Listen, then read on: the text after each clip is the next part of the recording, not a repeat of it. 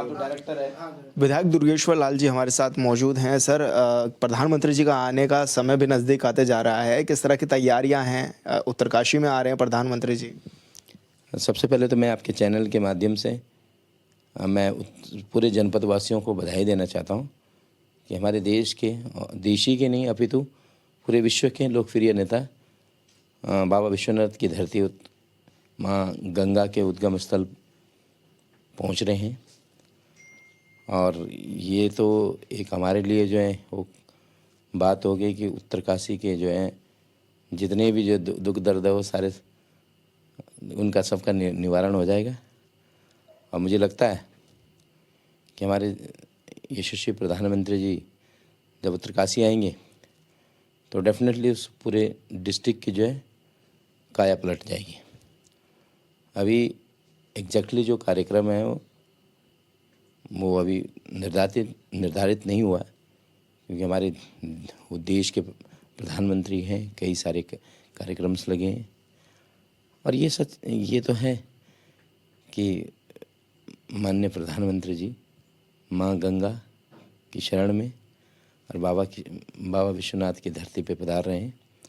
मैं पूरे अपने विधानसभा और पूरे जिले की तरफ से और उत्तराखंड वासियों की तरफ से मैं स्वागत और अभिनंदन करता हूँ।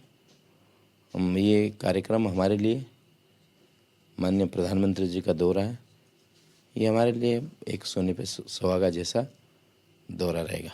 अच्छा भाई साहब, क्योंकि शीतकालीन यात्रा अभी हाल फिलहाल में शुरू हुई, इसको और बढ़ावा मिल सके, किस तरह से तैयारियां भी हों, और क्योंकि प्रधानमंत्री जी आएंगे तो कितना बढ़ावा इससे मिलने जा रहा है आप लोगों को? देखिए, मैं आपको एक चीज़ बताना चाहता हूँ कि हमारे प्रदेश के यशस्वी मुख्यमंत्री जी ने उत्तराखंड के चौमुखी विकास के लिए जो चीज़ें करनी पड़ी वो कर रहे हैं।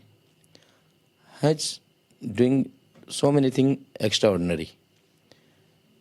आज तक ये देखने को नहीं मिला था, लेकिन पहली बार जो है शीतकालीन यात्रा का जो है संचालन हुआ। इससे एक तो सबसे बड़ी चीज़ उनके लिए बेनिफिशियल हो गई, जो टूर ऑपरेटर्स हैं, होटल व्यवसायिक हैं, तमाम हमारे तीर्थ पुरोहित से लेकर के और लोगों की जो आजीविका जुड़ी हुई है, और उन लोगों को भी बेनिफिट है।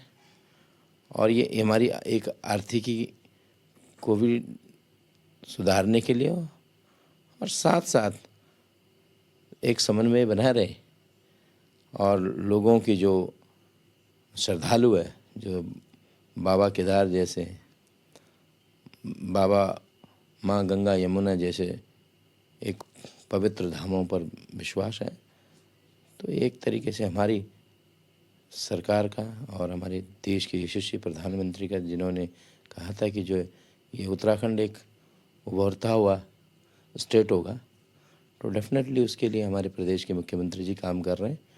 ये उत्तराखंड वासियों के लिए गर्व की बात है। अच्छा, जिस तरह से हम लोग देख भी रहे हैं कि केंद्र की ओर से थोड़े समय पहले बजट भी जारी किया गया, और अब ये कहा गया है कि 12 लाख तक की आय पर कोई टैक्स नहीं देना होगा। किस रूप में आप इसको देखते भी हैं, और केंद्र के बजट से कैसा आपको महसूस हो रहा है कि उत्तराखंड में क्या कुछ खास दिया? देखिए, मैं सबसे पहले तो मैं मोदी सरकार का धन्यवाद करना चाहता हूँ, और अपनी जो फाइनेंस मिनिस्टर है श्रीमती सीतारमन जी का, मैं उनका तहे दिल से धन्यवाद करता हूँ। और मुझे लगता है कि वो एक बहुत विवेकशील और बहुत ही अनुभवी महिला है, जिन्होंने 8वीं बार जो है अपना बजट सदन में पेश किया है। और मैंने उस बजट को खुद उस दिन सुना भी, और कई पेपर में भी पढ़ा, तमाम चीज़ें जो प्रेस नोट आई है। आप लोगों के मैं धन्यवाद करना चाहता हूँ, आप सभी पत्रकार बंधुओं का, कि आप लोग जन जन तक की चीज़ें पहुँचाते हैं। आप लोगों के माध्यम से हमें सुनने को भी मिलता है। तो मुझे लगता है ये जो बजट हुआ है, जो 12 लाख तक की आपने जो टैक्स फ्री के अंतर्गत की बात की, ये एक आम जनमानस की बात हुई है, एक मिडिल क्लास के तबके की बात हुई है कि उसको 12 लाख तक जिसकी एनुअल इनकम है उसको एग्जम्प्टेड टू टैक्स किया जाए। तो ये कि उस अंतिम छोर पे बैठे हुए व्यक्ति है, उस एक किसान और मजदूर के लिए ये जो है सरकार है, तो सरकार ने जो भी निर्णय लिया एक उस व्यक्ति के बारे में को लेके निर्णय लिया, ये कोई व्यक्ति विशेष के लिए नहीं है कि जाके जैसे आज तक हमने देखा था कि इंडस्ट्रियल लोग जो है बड़े बड़े लोग जो है तमाम बड़े बड़े पदों पे बड़ी बड़ी उस पे जो है आसीन रहते थे, लेकिन भारत की सरकार ने, मोदी सरकार ने एक आम व्यक्ति की चिंता करते हुए इस बजट को जो है देश के लिए प्रस्तुत किया। मैं पुनः धन्यवाद करना चाहता हूँ। अच्छा, क्योंकि उत्तराखंड का भी बजट आने वाला है, उत्तराखंड का भी बजट सेशन होने वाला है, किस तरह से आप देख भी रहे हैं इस बार के बजट में क्या कुछ खास होने जा रहा है, क्या होगा, किस तरह की तैयारियां हैं? देखिए, हर समय जब किसी भी प्रदेश की, किसी भी स्टेट की जो न्यू है वो विधानसभा से रखी जाती है, तो डेफिनेटली अभी विधानसभा सत्र होने वाला है और वहाँ पे ये निर्णय होना है कि आप अपने प्रदेश के लिए क्या अच्छा कर रहे हैं, किसके बारे में क्या सोच रहे हैं।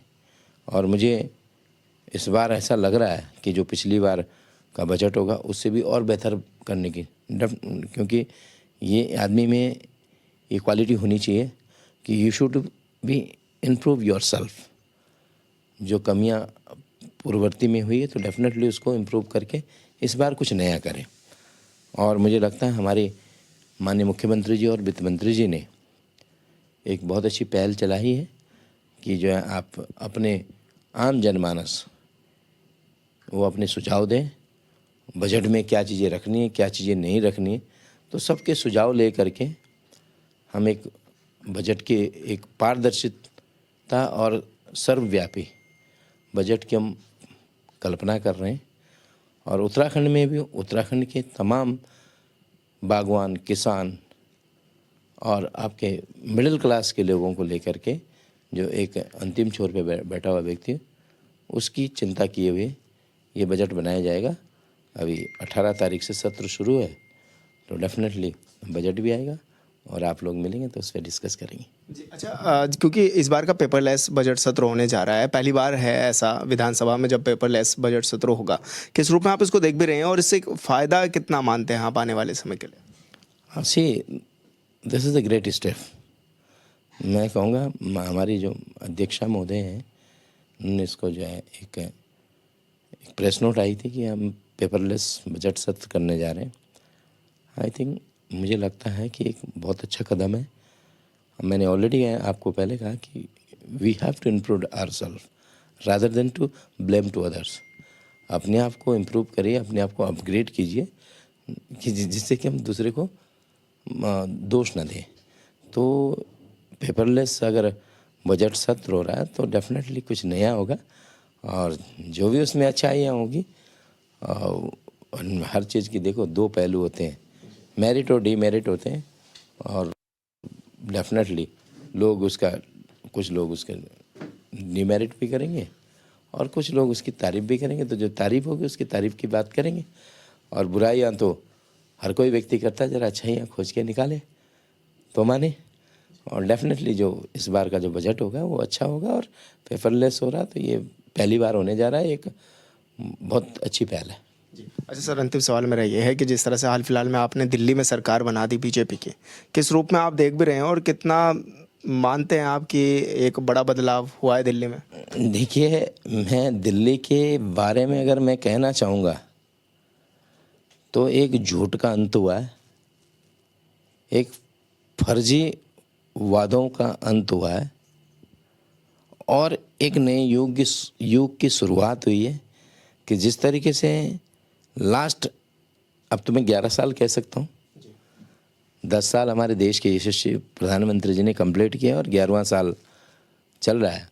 जिस तरीके से भारत की जनता, भारत का वो हर युवा, हर बुजुर्ग, हर वो माँ बहन हमारे देश के प्रधानमंत्री नरेंद्र मोदी जी के वादों पे विश्वास कर रही, उन्हीं वादों को उन्होंने दिल्ली में अपने जो सपने उनको साकार करते हुए मोदी जी पे विश्वास किया है।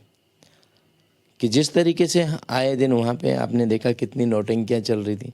मैं कुछ मिमिक्रिंग देख रहा हूँ तो आजकल उससे कई सारी चीज़ें रिकॉल हो रही है। आप जैसे जो लोकतंत्र का चौथा स्तंभ है, आप लोगों के माध्यम से कई सारी चीज़ें देखने को मिलती। तो जिस तरीके से लास्ट पिछले 10 सालों से दिल्ली में झूठे वादे, आपके सिर्फ ब्लेम लगाना, दूसरे पे जो है आरोप प्रत्यारोप करना, उन सब का पटाक्षेप हुआ है और दिल्ली में भारतीय जनता पार्टी ने पूर्ण बहुमत की सरकार बनाई है। मुझे लगता है कि आने वाले समय में अब किसी अन्य पार्टी का वहाँ खाता भी नहीं खोलेगा। कांग्रेस तो 3 बार से हैट्रिक मार चुकी है 0 की। अब तो उनको तो शायद लगता है कि आने वाले समय में जब अगले चुनाव होंगे तो दिल्ली में आम आदमी पार्टी का भी 0 शुरू हो जाएगा। धन्यवाद सर। हॉर्नबिल टीवी से बातचीत करने के लिए विधायक दुर्गेश्वर लाल जी हमारे साथ थे, जो कि तमाम विषयों पर हमारे साथ बातचीत कर रहे थे। हॉर्नबिल टीवी के लिए देहरादून से विशाल गर्ग। उत्तरकाशी से विधायक संजय डोभाल जी हमारे साथ मौजूद हैं। सर, प्रधानमंत्री जी के आने का दौरा भी है, उनका विजिट भी लगा हुआ है। 27 फरवरी को बताया जा रहा है कि उत्तरकाशी में पहुंचेंगे। क्योंकि आप निर्दलीय विधायक भी हैं और क्षेत्रीय विधायक भी हैं, किस रूप में आप देख भी रहे हैं उनके आने को लेकर? क्योंकि शीतकालीन यात्रा जैसे चलती है, ऐसे ही ग्रीष्मकालीन यात्रा भी हाल फिलहाल में शुरू भी होगी, लेकिन जिस तरह से शीतकालीन यात्रा को बढ़ावा दिया जा रहा है, उसके लिहाज से कितना ज़रूरी भी है ये दौरा उनका? देखिए, सबसे पहले तो मैं माननीय प्रधानमंत्री जी का उत्तरकाशी आने पे बहुत बहुत स्वागत करता हूं और निश्चित ये है कि अगर माननीय मोदी जी जैसी शख्सियत मुखवा धराली हर्सिल में आएगी तो निश्चित ही चाहे शीतकालीन यात्रा हो या किसी भी परिप्रेक्ष्य में विकास के उस पे हो, निश्चित ही उस क्षेत्र को, वैसे तो पूरे ज़िले को ही एक नई पहचान मिलेगी, नए विकास के लिए घोषणाएं होंगी। क्योंकि अगर देश के प्रधानमंत्री आ रहे हैं तो निश्चित ही वो कोई ना कोई रोड मैप क्षेत्र के विकास के लिए लेके आ रहे होंगे। और जहाँ तक शीतकालीन यात्रा है तो जब माननीय मोदी जी जैसी शख्सियत इसको प्रमोट करेगी तो इस यात्रा को, क्योंकि ये हमारी आस्था के साथ साथ जो 4 धाम यात्रा है, अभी जैसे गर्मियों में चलती है, अगर सर्दियों में शीतकालीन में शुरू होगी तो निश्चित ही हमारे क्षेत्र को जो आस्था से जुड़ा हुआ है उसमें आर्थिकी का भी लोगों का सहयोग होगा। क्योंकि हमारी जो यात्रा है इस पे ही 4 धाम में सारी आर्थिकी इसी यात्रा पे जुड़ी हुई है, तो निश्चित ही पूरे क्षेत्र को लाभ होगा। और माननीय मोदी जी, मैं तो यमुनोत्री का विधायक हूँ, माननीय मोदी जी गंगोत्री विधानसभा में आ रहे हैं, पर मैं ये मान के चल रहा हूँ कि माननीय मोदी जी के आने से उत्तरकाशी नहीं पूरे उत्तराखंड को निश्चित ही फ़ायदा होगा और उनके आने से यहाँ विकास को एक नई गति मिलेगी। सर, क्योंकि 4 धाम यात्रा जिस हिसाब से चलती है, बड़ी संख्या में यमुनोत्री में भी लोग पहुंचते हैं, इस बार की पहले से ही आप क्या कुछ व्यवस्थाएं कराने जा रहे हैं? क्योंकि यात्रा प्राधिकरण बनाने की भी राज्य सरकार बात कर रही है, किस रूप में आप वो भी देखते हैं और आने वाले समय में यात्रियों को क्या फ़ायदा मिलेगा, किस तरह की तैयारियाँ हैं? देखिए, मैं समय समय पर अभी हफ्ते भर पहले मैं चीफ सेक्रेटरी जी से भी मिला था। माननीय मुख्यमंत्री जी भी लगातार 4 धाम यात्रा को लेकर मॉनिटरिंग कर रहे हैं और जो पिछली बारी कमियां रह गई थी खासकर यमुनोत्री में, क्योंकि वहाँ का जो पैदल रास्ता है वो काफ़ी संकरा है और उस पर थोड़ा, तो इस बार ये आशा करते हैं कि मुझे माननीय मुख्यमंत्री जी ने भी और चीफ सेक्रेटरी महोदय ने भी आश्वासन दिया है कि यात्रा काल से पहले सारी व्यवस्थाएं चाक चौबंद हो जाएंगी, जिससे कि यात्रियों को यात्रा में कोई भी असुविधा न हो। अच्छा सर, जिस तरह से राज्य में यूसीसी लागू हुआ है, किस रूप में आप उसको देख भी रहे हैं, क्या कहेंगे? क्योंकि कई जगह पर इसके विरोध के सुर भी उठने लगे हैं। देखिए, कोई भी कार्य होता है अगर उसके 2 पहलू होते हैं, अगर उसके कुछ फ़ायदे भी होते हैं तो नुकसान भी होता है। तो निश्चित ही है कि माननीय मुख्यमंत्री जी ने अगर इसको लागू किया है तो इसके मैं सोचता हूँ दूरगामी परिणाम अच्छे ही होंगे। और वैसे अभी अगर जो लोग कह रहे हैं कुछ चीज़ों में, तो मैं आशा करता हूं कि अगर उसमें कोई कमी रह गई होगी तो हमारे माननीय मुख्यमंत्री जी उनको दूर करेंगे, और जो लोग जिन चीज़ों पे विरोध कर रहे हैं उन कमियों को मैं पूरी आशा करता हूं कि माननीय मुख्यमंत्री जी उन कमियों को दूर करके और इस विरोध को बंद करेंगे। लगातार आप क्योंकि क्षेत्र के विकास कार्यों के लिए भी जाने जाते हैं, अपने विकास कार्य भी आप लगातार कराते हुए नजर आते हैं उत्तराखंड सरकार से, निर्दलीय विधायक होने के बावजूद जितनी तेजी से आप काम कराते हैं। ऐसे में क्या लग रहा है, किस तरह की विकास कार्य अभी और गतिमान है और कुछ जो भी होने बाकी हैं राज्य में?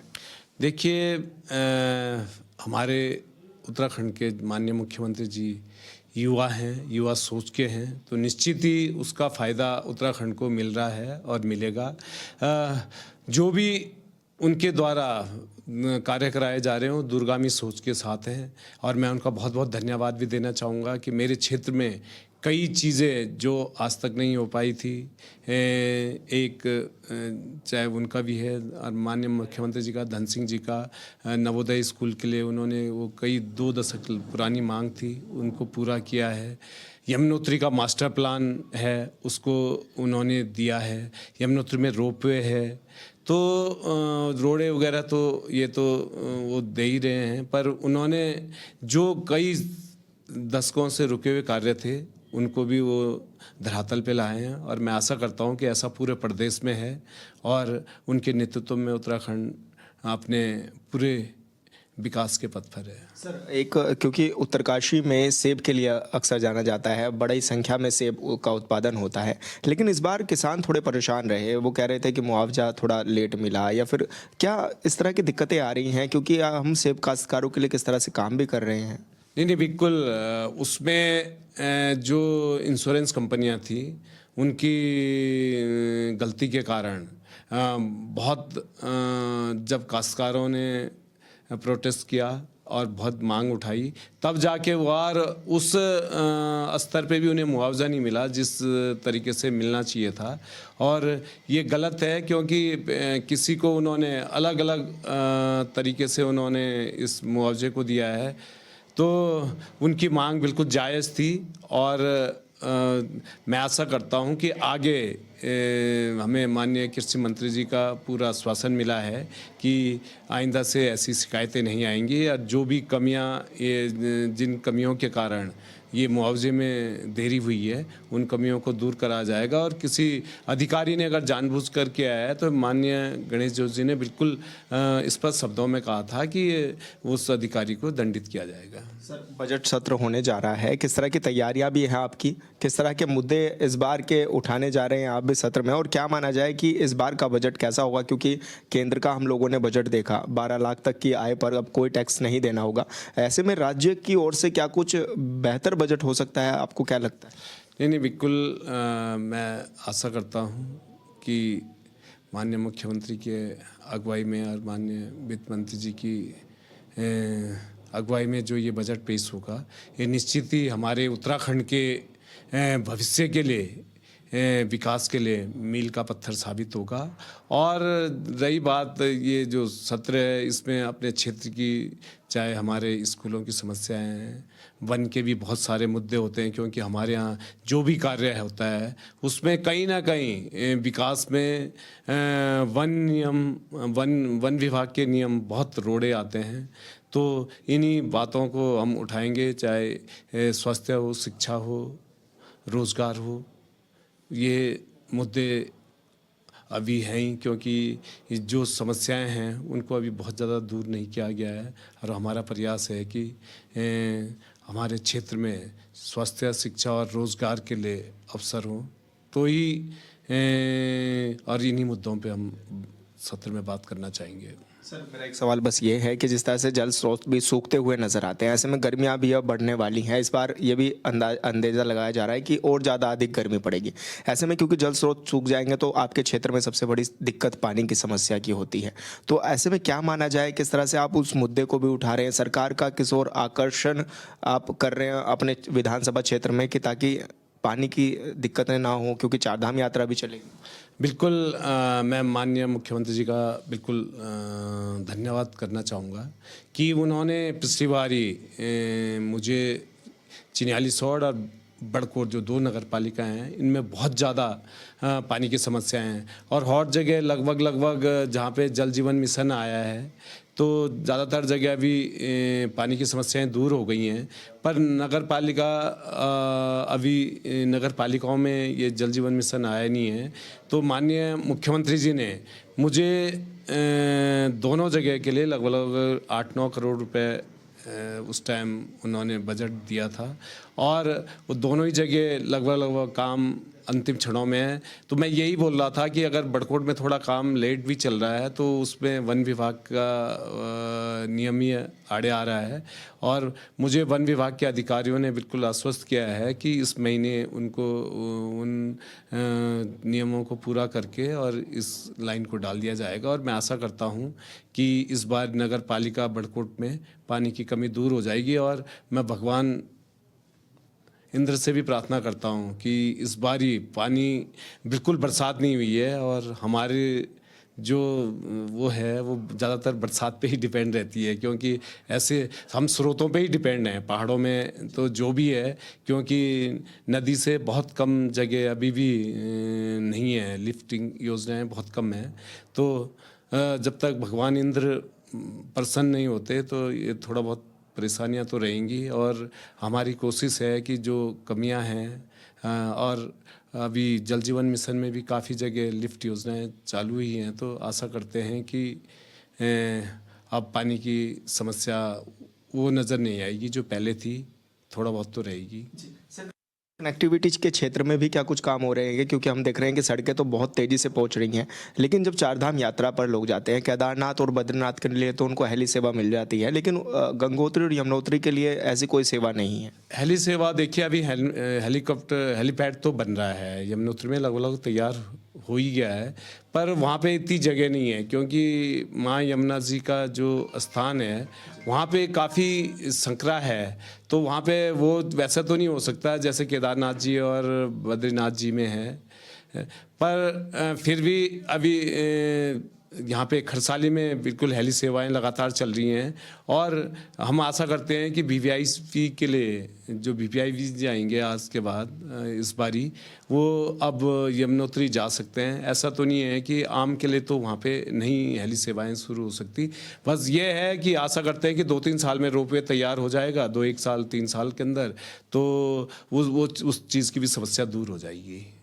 धन्यवाद सर, हॉर्नबिल टीवी से बातचीत करने के लिए। संजय डोभाल जी को आप सुन रहे थे जो कि राज्य के तमाम विषयों पर हमारे साथ बातचीत कर रहे थे। हॉर्नबिल टीवी के लिए देहरादून से विशाल गर्ग।